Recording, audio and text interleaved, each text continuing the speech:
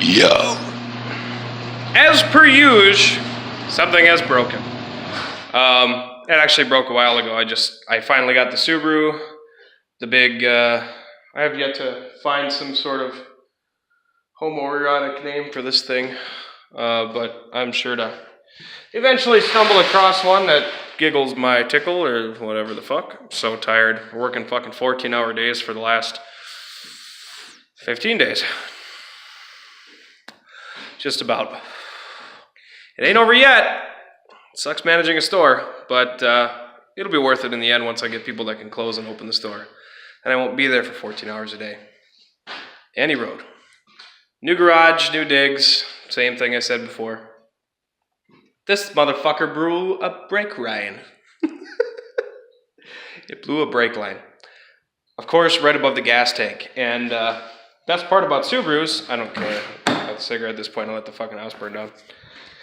Fucking these are the brake lines that go down into this contraption here, this little seal.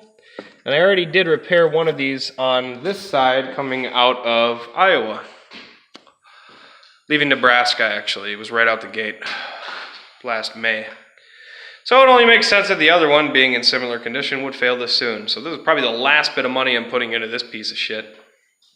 It's been great, but I'm yanking that goddamn Franken motor out. That's one thing that's happening to it. Putting in the 2.2 that it came with and riding it till it blows up, because there's plenty of rust-free Subarus out in Arizona, Colorado, anywhere that doesn't use copious amounts of salt, and there's people that just put shit away wet. So the goals: 98 Legacy GT Limited, hopefully with dual sunroof if possible, or 98 Legacy Outback Limited with also dual sunroof. Come to think of it, I don't think the sedan came with two ever, but whatever. Thinking a sedan, I'd probably go with an Outback, maybe an L or a GT model, because they'd have a really cool spoiler instead of this weird little wing thing. This. But, yeah. This thing's done some pretty cool things with me, and I might just keep it or build it up, or I don't know. It's really, really fucking rusty, so there's really not much point to it. It's more sentimental value at this point. But, yeah. Don't know what I'm going to do so far. It could be a really nice winter driver if it just would stop breaking every goddamn winter. So this summer, spring, I'll have to really buckle down and just fucking do it. Redo all the brake lines with the copper roll I had. Oh, by the way, at your friendly neighborhood O'Reilly Auto Parts, it's not what I wanted to step on, son of a bitch. You can get copperhead line. Yes, copper. It's fucking awesome because you can hand bend it super easy, which makes it for a good time along all these nice little the things would start to make when they come to the rear axle of an all-wheel drive car. Or something of this vintage, or really anything. Or those little weird little coils you get for bounce in trucks. Any road. Yeah, that's good stuff. It's totally worth the money because of the time you save on it. Just go ahead and do it. Some people say it doesn't flare good. Well, learn how to flare. Because I didn't have any problems with it at all in the last batch.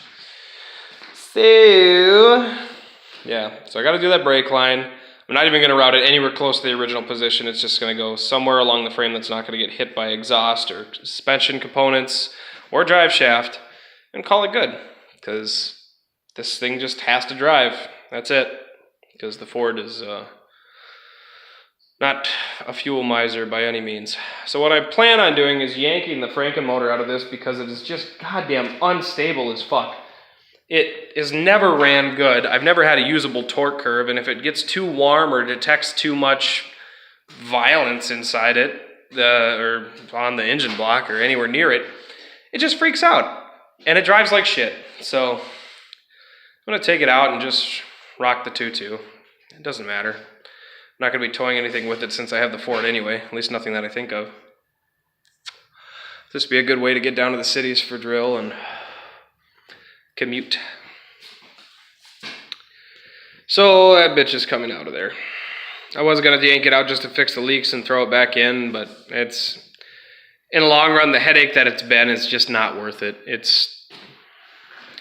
was kind of a crazy idea to start, and it just didn't pan out because I don't want to mess with aftermarket engine management to try and get it to follow a commensurate timing curve for this thing that the ECU cannot create. So it is.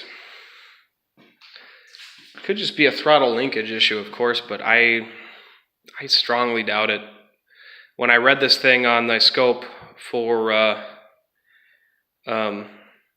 absolute throttle position, it followed it perfectly.